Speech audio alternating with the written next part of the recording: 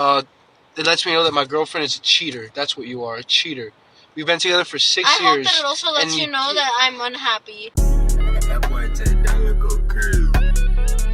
When you really sit back and watch some of these relationship videos on social media like Instagram, Twitter, or even YouTube, you kind of get an understanding as to why the divorce rate is so high, people are not getting married or having kids until their 30s, and why hookup culture and promiscuity as a whole is the culture. It's something that we do. There's no such thing as a relationship anymore. It's a situationship. I don't know if you guys noticed, but there's this constant motif that keeps appearing in the dating world and the dating market. Simply power dynamics. It's a weird, contradictory, counterintuitive thing though, because women want to be strong and seen just as powerful as a man when it comes to purpose within a relationship and so on. But it's only counterintuitive because you want a strong man and you want to match that strong man. But then if you match him, that means he wasn't a strong man to begin with. And there lies the difference between the two genders. You can call it a social construct, you could call it whatever you want. But at the end of the day, men should stay in their lane and do what they're known to be doing historically, traditionally, and culturally. And women should stay in their own lane doing what they're known for historically, traditionally, and culturally.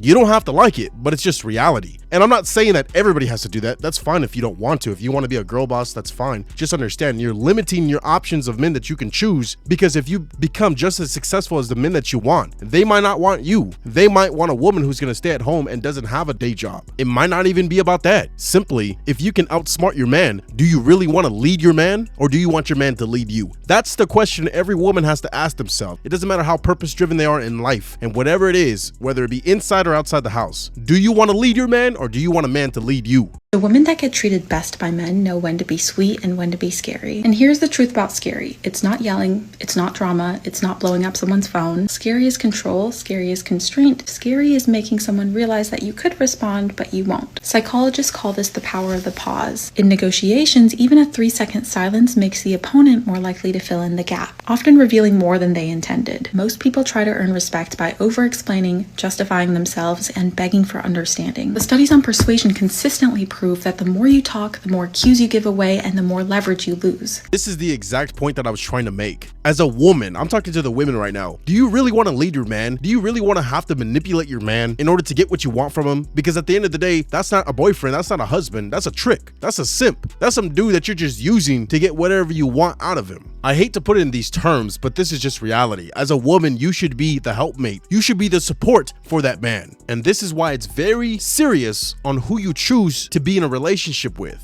You should find a man of value who has the same values, morals, ethics as yourself or your family. Don't just choose some random dude and then start supporting him and then he's fucking you over. That's the reason he's fucking you over, because he didn't have no good values to begin with. You chose wrong, try again. And that's what usually happens for younger women within the dating market, and that's why they get so jaded, because they chose the wrong guy just because he sweet talked her, just because he looked extra good that day, and they fell into the trap. The same thing happens with men. The difference though is that men on average don't get a lot of play from women. So the first girl they meet, they just are willing to give everything to her, and then she realizes we're unequally yoked. The power dynamics, the power balance within this relationship is off. I have all the power, and the woman is willing to clean him out for everything he's got. This happens on a daily basis, every single day. Whether it's your girlfriend, your wife, a situationship, if she knows she can play that dude, that's exactly what's gonna happen. Same thing for men. If a man knows he can play a woman, that's exactly what's gonna happen. Teaching these manipulation games doesn't matter, because if you really respected the person that you want to be with, you're not gonna have to manipulate them. You guys will be on the same page. Or as a woman, you're willing to bend the knee to the man that you really want because he's a good man, he has good values, good morals, and be willing to support him in his journey and his purpose. A lot of women are not ready to hear that though. Look, we've all had those moments where we double texted 12 times in a row, called 6 times back to back, wrote a paragraph that no one's gonna read. None of it makes your point stronger, it only proves theirs. That they can get you to overinvest your energy. There's this concept called the paradox of attraction, where the men we don't care about chase us the hardest. And that's because attention repels and indifference attracts, whether we like it or not. Your time is limited. Be selective with the people you let in, be selective with the fights you choose, and most importantly, be selective with your words.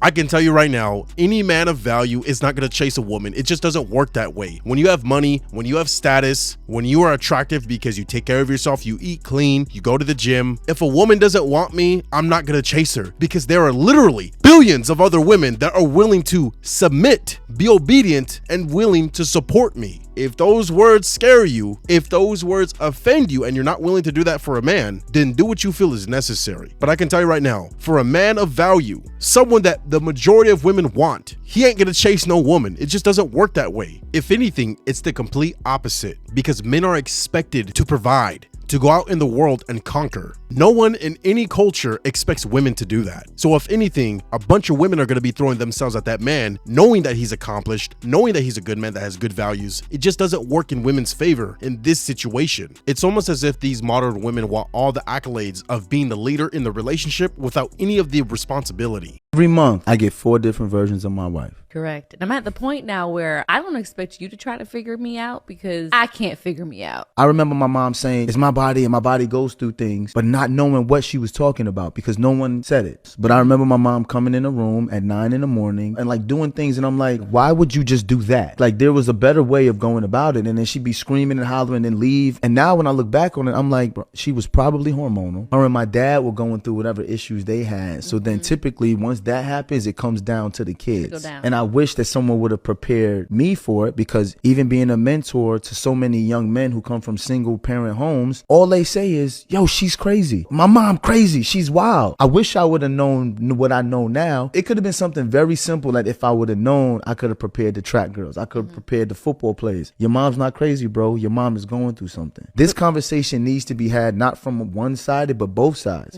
because most women don't even know their own hormones. I'm asking this publicly to please give us as men grace, because we have no idea. This is just so sad because this is an excuse to be ignorant, to be disrespectful, and to show that you don't really care about the man that you chose to lead you. You're giving yourself an excuse. You're giving yourself an out, a cop out, if you will, to be disrespectful.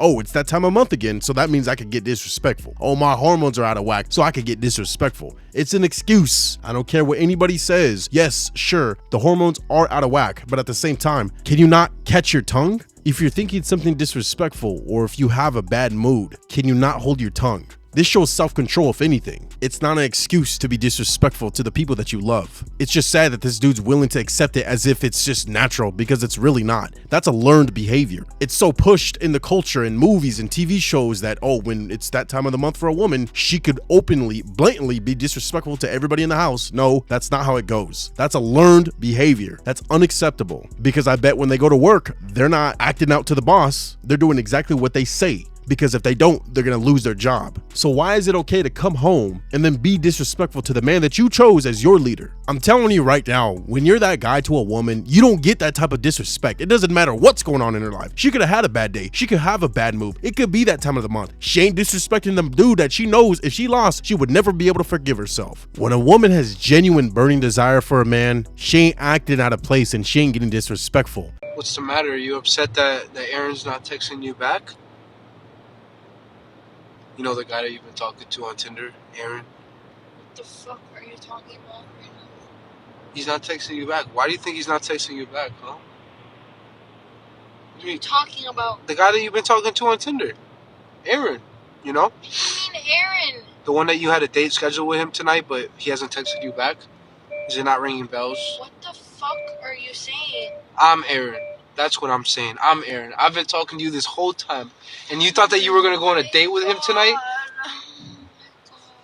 Aren't you upset now?